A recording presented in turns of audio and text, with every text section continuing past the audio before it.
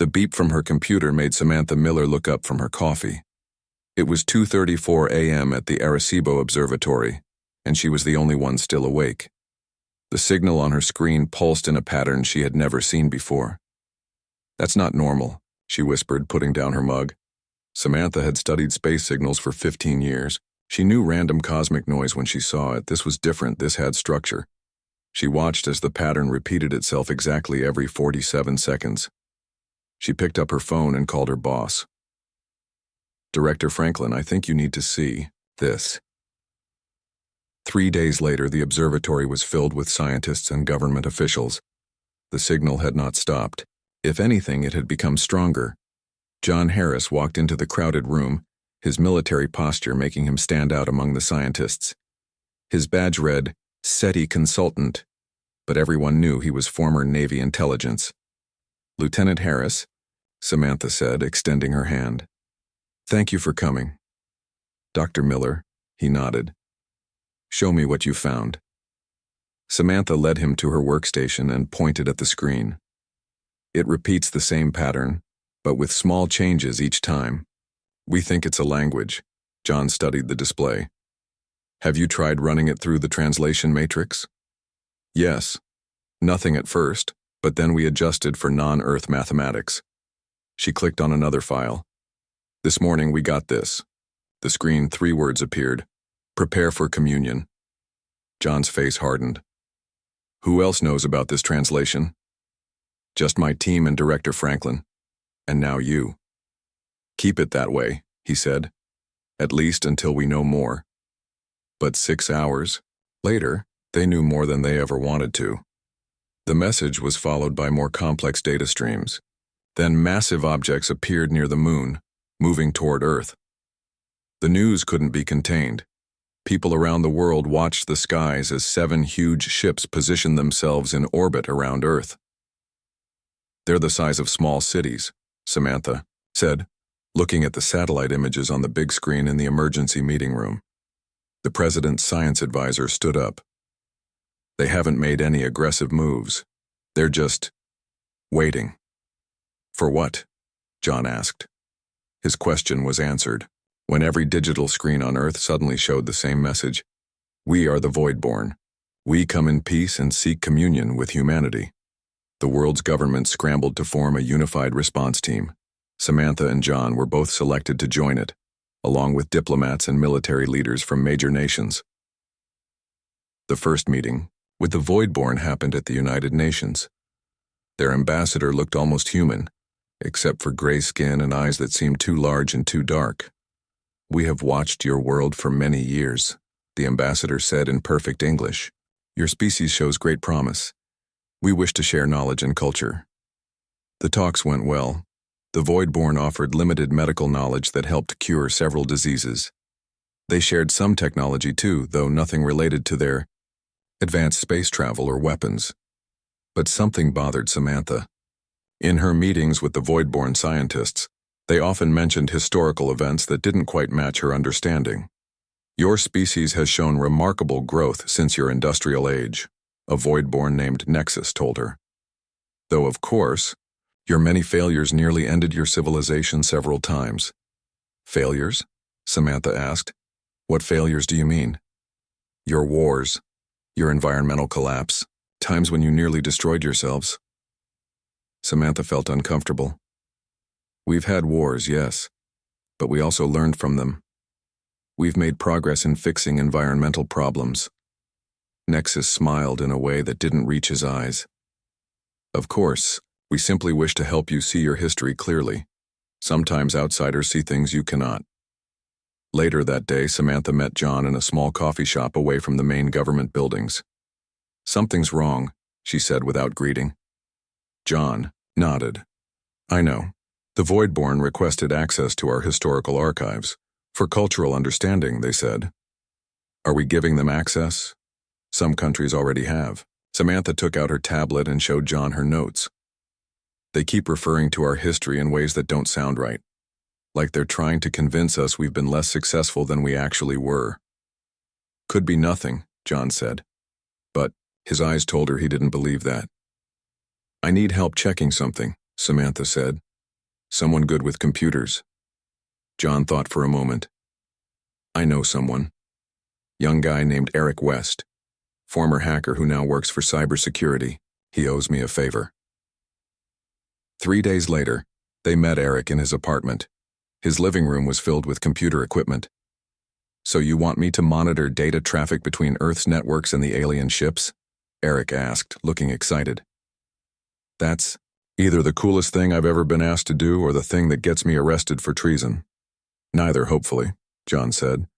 This is unofficial. We just want to know what kind of information they're accessing. Eric cracked his knuckles. Give me a few days. Those days passed with more meetings between world leaders and the Voidborn. More technology was shared. People began to relax around the aliens. News channels showed Voidborn visitors touring human cities, seeming friendly and curious. When they met Eric again, his excited expression was gone. They're copying everything, he said, showing them his screen. Not just the data they were given access to. They're taking everything. All digital records. Books, movies, personal records, government files. That could still be for cultural exchange, Samantha said, though she didn't sound convinced. Maybe, Eric replied. But look at this. He showed another screen with code scrolling past. This is leaving our networks headed to their ships. It's not just copying data. It's some kind of program being inserted into our systems. Can you tell what it does? John asked. Eric shook his head. Not yet, but I can tell you this. Whatever they're putting into our networks, it's designed to change things. Change what? Samantha asked. I don't know, but here's what worries me. Eric pulled up a news article from the day before. This is about World War II. Notice anything weird? Samantha read it. I don't see anything unusual. Exactly, but I saved this same article 3 days ago. He showed them another version. The older version mentions the Battle of Midway. The new one doesn't, it's just gone. John leaned closer to the screen. That's not possible. The Battle of Midway was one of the most important naval battles in history. Well, now it's not mentioned, Eric said. And this isn't the only change I've found. Samantha felt a chill run through her. They're not just learning our history. They're changing it. But why? John asked. I don't know, Samantha said. But I think we need to find out before more of our past disappears. Outside, people walked past Eric's window, smiling at the sight of a void-born ship hovering peacefully in the distance. None of them realized that humanity's story was already being rewritten, one deleted memory at a time. 6 months after the Voidborn arrived, people started forgetting things. Not small things like where they put their keys, but big things that should have been impossible to forget. Samantha noticed it during a lecture she gave at the university. She mentioned the first moon landing and a student raised his hand. Dr. Miller, I thought the first successful moon landing was in 1975, not 1969. Samantha blinked in surprise. No, that's not right. Apollo 11 landed on July 20th, 1969. Neil Armstrong and Buzz Aldrin were the first humans to walk on the moon. The student looked confused and pulled out his tablet. According to our textbook, the 1969 mission failed. The first successful landing was in 1975. Samantha took the tablet and read the screen. The student was right. That's what the book said. Now, a chill ran down her spine. Later that day, she met John and Eric at a small diner on the edge of town. They chose the place because it was one of the few spots without digital screens or voidborn visitors. It's happening faster than we thought, Samantha said, showing them pictures she had taken of the student's textbook. They're changing our history books. John nodded grimly. It's not just books. I checked my old military records. Battles I fought in have different outcomes now. Some don't exist at all in the records. Eric looked around nervously before speaking. I've been tracking the changes. It's systematic. They're erasing moments of human achievement and resilience, downplaying our victories, making our technology seem less advanced than it was. But why? Samantha asked. What do they gain by making us seem less capable? Control, John said simply. If you believe you've always been weak, you're easier to rule. Eric opened his laptop and showed them a map with red dots all over it. These are instances of major historical changes I've detected. The pattern is clear. They're targeting our proudest moments, our greatest innovations. We need to preserve the truth somehow, Samantha said. But how? They control the networks now. Not all of them. Eric smiled slightly. I've been building something. A separate network that runs on old technology. The Voidborn are so advanced they've overlooked some of our outdated systems. They don't monitor radio waves or dial-up connections because they think they're obsolete. A resistance network, John said, nodding with approval. I call it TruthNet, Eric said.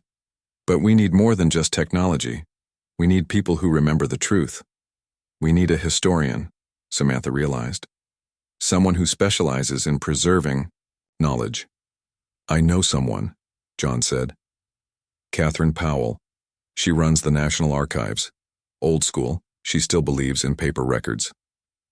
The next day, they met Dr. Powell in the basement of the National Archives building. She was an older woman with silver hair and sharp eyes. When they explained what they had discovered, she wasn't surprised. I've noticed changes too, she said. That's why I've been making physical copies of important documents and hiding them. She led them to a back room filled with boxes of papers, photographs, and books. The Voidborn can change digital records easily, but they'd have to physically find and destroy all of these. I've sent copies to secure locations around the country. Dr. Powell, we want to create a network of people who can preserve our true history, Samantha explained. We're calling ourselves the Memory Keepers. Count me in, Catherine said without hesitation. But we need to move quickly. The changes are accelerating. Later that week, the four of them gathered again with new information. Catherine had brought printed copies of documents that showed the changes happening in real time. Look at this, she said, showing two versions of the same history book chapter. The version from last year mentions the polio vaccine saving millions of lives. The new version says the disease naturally died out. They're taking credit away from human medical achievements, Samantha realized. And look at this, Eric added, showing something on his laptop. Scientific papers are disappearing from archives. Researchers' names are being removed from discoveries. My own work is being erased, Samantha said quietly. I checked yesterday. 3 of my published papers no longer exist in any database. John spread a map on the table. We need to expand our network, find people we can trust in key positions. Teachers, librarians, military personnel. But how do we know who to trust? Catherine asked. The Voidborn have started planting people in important positions. We test them, Eric suggested. Ask about events we know have been changed. See if they remember the truth or the altered version. As they made plans, the news played on a small TV in the corner of the room. The Voidborn ambassador was speaking at the United Nations. We are pleased to announce a new educational initiative, the alien said with a smile that never reached its eyes. We will help correct historical inaccuracies that have led to misunderstandings between cultures. Samantha turned up the volume. All educational materials will be standardized according to the new Global Truth Guidelines, the ambassador continued. This will ensure all humans learn the same accurate version of their history. John switched off the TV. They're not even hiding it anymore. We need to confront them, Samantha said. Call them out publicly. Not yet, Catherine cautioned. We need more proof and more allies. Right now they could simply deny everything. Eric was typing rapidly on his laptop. I've been analyzing their network traffic. The changes seem to be coming from a central source on their main ship. If we could access that ship, John started. Impossible right now. Eric shook his head. But I found something else. Look at this. He showed them data patterns that looked like brainwaves. What am I looking at? Samantha asked. I think it's how they're doing it, Eric explained. They're not just changing records. They're broadcasting some kind of signal that affects human memory directly, makes people more willing to accept the changed history. Mind control? John asked, his expression darkening. Something like it. Eric nodded. But it doesn't work on everyone. Some people seem naturally resistant. Catherine leaned forward. We need to understand who's resistant and why. That could be our advantage. As they talked, Samantha's phone buzzed. It was a message from the university where she worked. The Voidborn are coming to the university tomorrow, she said, looking up from her phone. They want to update our scientific archives. We're running out of time, John said. Then we need to move faster, Samantha replied, determination in her voice. The memory keepers start tonight. We need to save what we can before they erase more of us.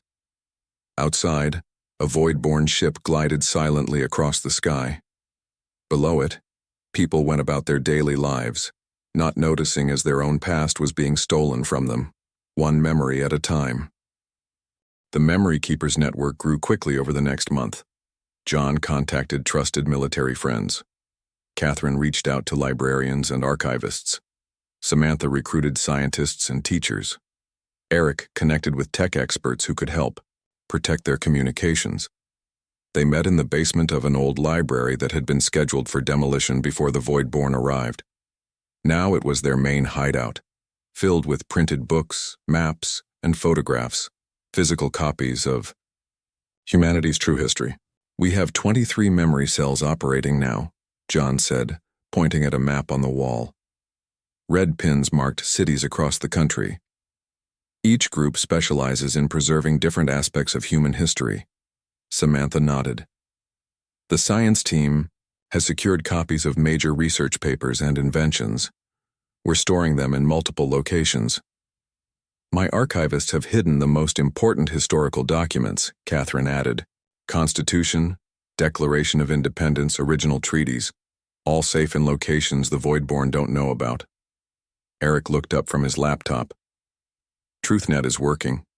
We've established secure communications between all cells using old radio frequencies and physical message drops.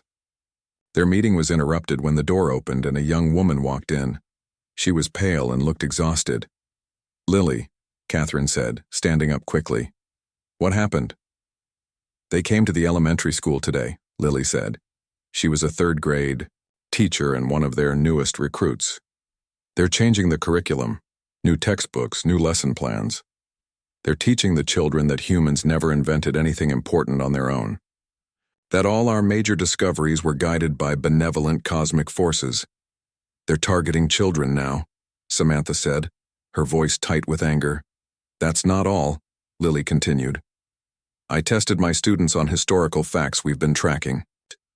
Basic things like who invented the light bulb or when the first airplane flew. The kids who had the special Voidborn educational sessions last week couldn't remember the correct answers, but the kids who missed those sessions still knew the truth. So the memory manipulation works better on children who attend their sessions, John said. That confirms our theory. Eric was typing rapidly. I've been analyzing their broadcast patterns. The signals spike during their educational sessions. They're definitely using some kind of direct mental manipulation. Can we block it? Samantha asked. Maybe, Eric said. I've been experimenting with something. He pulled out what looked like small earplugs. These contain a frequency scrambler that might interfere with their signals, still in testing phase. Though, Catherine was looking at a list on her clipboard. We've identified some patterns in who seems resistant to their memory manipulation. Children under 12 show more natural resistance. Also people with certain neurological conditions. And people who keep physical reminders of events, Samantha added. Photos, journals, mementos, they seem to help anchor memories against the changes. That gives me an idea, Lily said. What if we teach children to memorize key historical facts through songs and games? Things that would stick in their minds and bypass the aliens' detection? Memory anchors. John nodded. Good idea. We could create learning materials disguised as regular games. They spent the next week developing their plan. Eric worked on his signal blockers. Catherine and Lily created child-friendly memory games that contained true historical information. John organized their growing network of resistors. Samantha worked on documenting the changes the Voidborn were making to scientific knowledge. But the aliens were moving faster than they expected. One morning, Samantha's university announced that all faculty would undergo historical accuracy training conducted by void-born educators. I can't avoid it without raising suspicion, Samantha told the others during an emergency meeting. Take the scrambler, Eric said, handing her one of his devices. It might help. The training session was held in the university's main auditorium. Void-born representatives stood on stage while human attendees sat in rows. A large screen behind them showed images that changed rapidly. Human history has been filled with misconceptions, the lead Void-born speaker said. Today we will help clarify these errors. Samantha felt a strange pressure in her head as the presentation began. Images flashed on screen. Famous inventions, historical events, scientific discoveries, but the narration described them all wrong. The Wright brothers were said to have failed. The polio vaccine was described as ineffective. The moon landing was called a partial success at best. She touched the small device in her ear, making sure it was secure. The pressure in her head remained, but she could still recognize the lies. Looking around, she saw her colleagues nodding, along, their eyes slightly unfocused. After the session, she tested a fellow professor. Wasn't it amazing when Neil Armstrong first walked on the moon in 1969? She asked casually. Her colleague looked confused. The moon landing? That was in 1975, wasn't it? And it was only partially successful. Samantha felt sick. The professor had been her mentor, a brilliant scientist with decades of experience. Now he couldn't remember basic facts from his own lifetime. She hurried to meet the others at their hideout. It's worse than we thought, she told them. The scrambler helped me resist, but everyone else in that room had their memories altered in just one session. We need to warn people, Catherine said. How? John asked. The Void-born control all major communication channels now. News, internet, phone networks. They monitor everything. Not everything, Eric said. I've been studying their patterns. They focus on modern technology, but there are older methods they overlook. He showed them his latest project, a modified ham radio set. Shortwave radio. People still use these in rural areas. The Void-born consider them obsolete, so they don't monitor them closely. Can we reach enough people? Samantha asked. Not everyone, Eric admitted, but enough to spread the truth to areas outside major cities. As they discussed their plans, Lily burst into the room. They're taking the children, she said, her voice shaking. The Void-born announced a new program today. All children between ages 6 and 12 will attend special advanced learning centers run by the aliens. Attendance is mandatory. They're targeting the most resistant age group, Catherine realized. We can't let this happen, Samantha said. John stood up, his face grim. We need to move to the next phase. It's time to go beyond just preserving memories. We need to actively fight back. How? Eric asked. We can't match their technology. Maybe we don't have to, Samantha said slowly. You said their memory alteration. Technology works on humans. What if we could use it against them? Reverse engineer it. Eric looked thoughtful. Theoretically possible, if I could get access to their equipment. That would mean getting onto one of their ships, John said. The room fell quiet as they considered the implications. It's risky, Samantha finally said. But what choice do we have? They're not just erasing our past anymore. They're trying to control our future. Outside, a Void-born ship passed overhead, its shadow darkening the room momentarily. Inside, 4 humans began planning not just to preserve human history, but to turn the aliens' weapons against them. Planning the mission to infiltrate a Void-born ship took 2 weeks of careful preparation. John used his military contacts to gather intelligence on the aliens' security systems. Eric studied their communication patterns to find vulnerabilities. Samantha and Catherine continued their work with the Memory Keepers network, now spread across the country. We have a chance, John said during their planning session. The Void-born have a regular supply shuttle that lands just outside the city. It carries materials from their main ship to their ground base. And you think we can get on board? Samantha asked. John nodded. My contact works at the landing site. He says security is lighter on the supply shuttles. They don't expect resistance. What exactly are we looking for once we're on board? Catherine asked. Eric pulled out a hand-drawn diagram. Based on what I've learned, they must have a central system that generates their memory signals. If I can access it, I might be able to understand how it works, maybe even copy or modify it. This is extremely dangerous, Samantha said, looking at each of them. If we're caught, the Voidborn will know humans are actively resisting. They might accelerate their plans. We don't have a choice, John replied. Children are already being taken to their learning centers. People are forgetting more each day. Some cities are completely under their control now. They finalized their plan. John and Eric would infiltrate the shuttle during its next landing, disguised as maintenance workers. Samantha and Catherine would run operations from their hideout, coordinating with other memory keeper cells in case something went wrong. The night before the mission, Samantha couldn't sleep. She found John sitting alone in their hideout, looking at old photographs. Nervous? She asked, sitting beside him. Cautious, he replied, but ready. She nodded at the photos. Family? My unit, he said. From before the Voidborn, we were deployed in Afghanistan. Good people. You miss them. I do. But more than that, I'm afraid no one will remember what we did there, the sacrifices made. He put the photos down. The Voidborn have already changed most military records. Battles we won are now listed as defeats. Heroes are being forgotten. That's why we're fighting, Samantha said. So no one gets erased. The next morning came too quickly. John and Eric dressed in the maintenance uniforms John's contact had provided. They carried toolboxes containing hidden equipment Eric had built to hack into alien systems.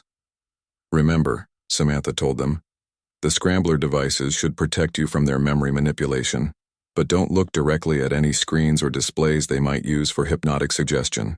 And if you're not back in 3 hours, we implement emergency plan B, Catherine added. John nodded. If we don't make it back, get to the backup location. Continue the work. They watched as John and Eric left, heading toward the landing site, where the Voidborn shuttle would soon arrive. The wait was unbearable. Samantha and Catherine monitored communications through Eric's jerry-rigged system. For the first hour, everything seemed to go according to plan. They received a short-coded message that John and Eric had successfully boarded the shuttle. Then silence. 2 hours passed. Then 3. No more messages came. Something's wrong, Catherine said, voicing what they both knew. We need to start emergency plan B, Samantha agreed. Alert the other cells. Tell them to go dark and move to their backup locations. Just as Catherine reached for the radio, the door to their hideout burst open. Eric stumbled in, supporting John, who was barely conscious. What happened? Samantha rushed to help them. We got in, Eric said, his voice hoarse. We accessed their systems, but they detected us when we tried to download their files. They helped John to a chair. There was a burn mark on his arm and a gash across his forehead. He fought off 2 guards so I could finish the download, Eric explained. We barely made it out before the shuttle took off again. Did you get what we needed? Catherine asked. Eric pulled a small device from his pocket. I think so. But John saw something else while we were in there. Something important. John looked up, his eyes focusing with effort. They have a central consciousness, he said. The Voidborn aren't individuals like us. They're all connected to a shared mind. What do you mean? Samantha asked. Their ship had a central chamber. Inside was a large crystalline structure filled with some kind of fluid. They were all connected to it through cables, John explained. When Eric hacked into their system, I saw displays showing brain patterns, thousands of them, all synchronized. Eric nodded. That explains why their memory technology works the way it does. They don't understand individual thoughts. To them, memory is collective, not personal. That's their weakness, Samantha realized. They can't comprehend resistance that comes from individual thinking. Catherine looked thoughtful. Is that why children resist better? Because their sense of self is still developing? Possibly, Samantha said. and why personal mementos help anchor memories. They connect to individual experiences the Voidborn can't easily access. Eric connected his device to a laptop. Let's see what I managed to steal from them. Data scrolled across the screen. Complex code, diagrams, and what looked like brain scan images. This is it, Eric said, excitement in his voice. This is how their memory manipulation works. It targets the hippocampus, the part of the brain that stores memories. Their signal suppresses certain neural pathways while strengthening others. Can you reverse it? Samantha asked. Eric studied the data. Not exactly, but I might be able to create a counter signal, something that would strengthen the pathways they're trying to suppress. A memory restorer? Catherine asked. In theory. But there's something else. Eric pointed to another part of the screen. This code isn't just about erasing memories. It's about replacing them with new ones.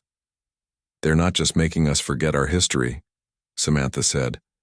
They're giving us a false one. Exactly. But if their technology can plant false memories... Eric trailed off, looking at each of them. We could use it to plant false memories in them. John finished the thought, sitting up straighter despite his injuries. It would be risky, Eric cautioned. Their central consciousness might make them more vulnerable to this kind of attack, or more resistant. I can't be sure. What would we even make them remember? Catherine asked. The truth, Samantha said simply. We make them remember what they've tried to make us forget. Our resilience, our innovations, our victories, and our ability to resist. Control, John added. Eric began typing rapidly. I'll need time to develop this. Days, maybe weeks. Outside, they heard the sound of vehicles approaching. John moved to the window and looked out cautiously. Voidborn ground patrols, he said. They must have tracked us from the shuttle. We need to move, Catherine said, already gathering their most essential documents. Not yet, Eric said, still working on his laptop. I need 10 more minutes to secure this data. You have 5, John said, pulling out a gun. I'll buy you some time. Samantha looked at her friends, a soldier, a historian, a tech expert, and herself, a scientist, an unlikely team trying to save humanity's memory. As John moved toward the door, she knew their real fight was just beginning. The memory keepers barely escaped that day. John held off the Voidborn patrol long enough for the others to get away, then managed to slip away himself through the old tunnels beneath the library. They regrouped at their backup location, an abandoned radio station outside the city. For the next 3 weeks, they worked tirelessly. Eric rebuilt his equipment and developed what he called the narrative flip, a modified version of the Voidborn's own memory technology. It's ready, he finally announced one evening. At least as ready as it can be. The others gathered around his workbench where a strange device sat glowing faintly blue. Will it work? Samantha asked. In theory, Eric said. It should broadcast our chosen memories into their central consciousness, but we need to be close to their main ship for it to work. And what exactly are we sending them? Catherine asked. Everything, Eric replied. The true history they tried to erase, but also specific memories we've collected from people around the world, moments of human courage, innovation, and resistance. Stories they don't want remembered. How do we get close enough to their main ship? John asked. I have an idea about that, Samantha said. The Voidborn have announced a special global broadcast tomorrow. They're calling it the Great Remembering. All their ships will be positioned to maximize signal strength. Including the main ship, John nodded. It's our best chance, Samantha continued. While they're focused on broadcasting their signal to everyone on Earth, we broadcast ours to them. We'll need a powerful transmission array, Eric said. The observatory, Samantha suggested. My old workplace. The radio telescope can be modified to send our signal. The plan took shape quickly. John would lead a small team to secure the observatory. Eric would set up his device. Samantha would help calibrate the telescope. Catherine would coordinate with other memory keeper cells around the world, ready to spread the truth if their plan succeeded, or to continue the resistance if it failed. The next day came with a sense of finality. As they drove toward the UAB observatory, they could see void-born ships moving into position across the sky. People on the streets below stopped to watch, their faces blank and accepting. "They have no idea what's about to happen," Catherine said quietly. "Either we free them from the false memories," John replied, "or they never know they were enslaved in the first place." The observatory was lightly guarded. Most of the void-born were focused on their broadcast preparations. John's team quickly secured the building and Eric began setting up his equipment. "How long until their broadcast begins?" Samantha asked, helping Eric connect his device to the telescope's transmission system. 20 minutes, he replied. "We need to be ready before they start." Catherine monitored communications from other memory keeper cells. "Everyone's in position. They're ready to spread the word if this works." As they worked, an alarm suddenly blared through the observatory. "They've detected us," John said, checking the security monitors. "Void-born security teams approaching from the north." "How long do you need?" Samantha asked Eric. 10 more minutes to calibrate everything," he replied, working faster. "You've got 5, John said, readying his weapon. "I'll hold them off." "I'm coming with you," Catherine said, picking up a gun. "Samantha needs to stay and help Eric."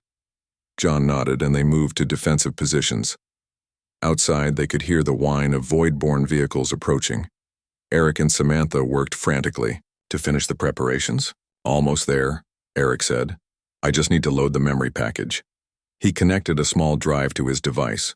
On the screen, thousands of images flashed: the moon landing, medical breakthroughs, acts of courage and kindness, moments of human triumph over adversity, all the true history the void-born had tried to erase. "Ready," he finally said. In the distance, they heard gunfire.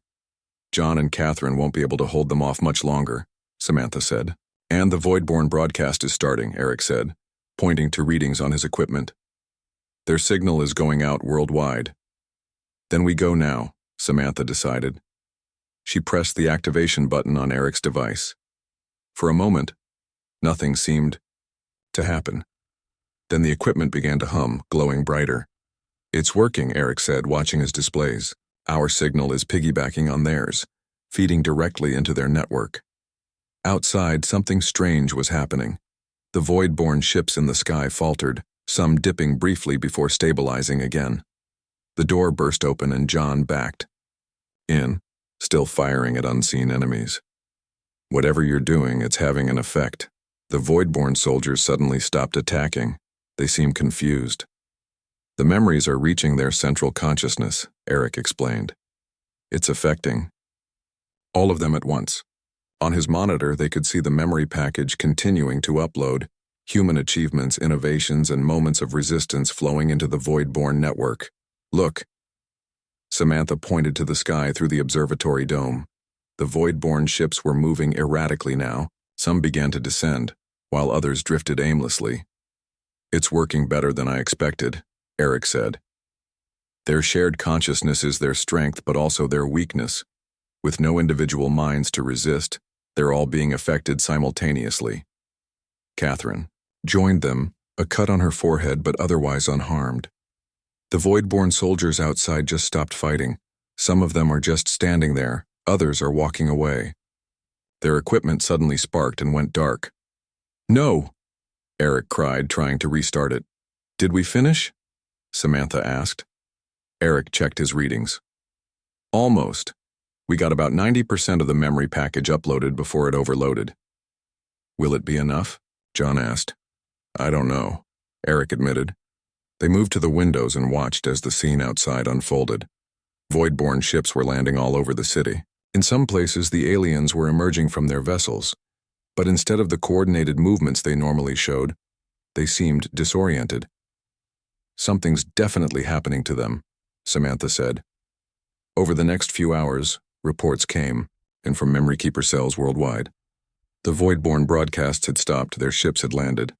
In some places, the aliens were actually communicating with humans individually, something they had never done before. 3 days later, the true impact of their action became clear. A group of void-born representatives requested a meeting with world leaders. But unlike before, they didn't speak as a unified voice. Samantha, John, Eric, and Catherine watched the broadcast from their hideout. "We have been shown the truth," the lead Voidborn said. Its voice different than before, less mechanical, more individual. "We came to your world believing we were bringing order. We now understand we were erasing your greatest strength, your individuality." The alien explained that their species had evolved as a collective consciousness, unable to comprehend individual thought or memory. They had conquered other worlds by erasing their unique histories, making them part of the Voidborn collective story. "But humanity showed us another way," the alien continued, "by forcing us to remember your true history, your resistance, your creativity, your persistence. You have awakened something new in us, individual thought." Over the following weeks, the Voidborn began to withdraw from Earth. Not in defeat, but in a kind of awakening. Their attempt to erase humanity had backfired, introducing the concept of individuality into their collective mind. Some Voidborn stayed behind, curious about human life. Others left to spread the new understanding to their homeworld. As their ships departed, the false memories they had implanted began to fade. People started to remember their true history again. 6 months later, Samantha stood at the observatory, looking at the night sky where a few Voidborn ships could still be seen, departing. "Do you think they'll come back?" Eric asked, joining her. "Not as conquerors," she replied. "They tried to erase us from history. Instead, we rewrote theirs." John and Catherine joined them, carrying preserved copies of the Memory Keeper's records. "These need to go into the official archives," Catherine said, "so no one forgets what happened here." "And what about the aliens who stayed behind?" John asked. "They're learning what it means to have an individual story," Samantha said, "just like we remembered how to keep ours." In libraries across the world, books were being updated with a new chapter in human history, not about an alien invasion that nearly succeeded, but about how humanity's unwavering connection to its past had changed the future of two species forever.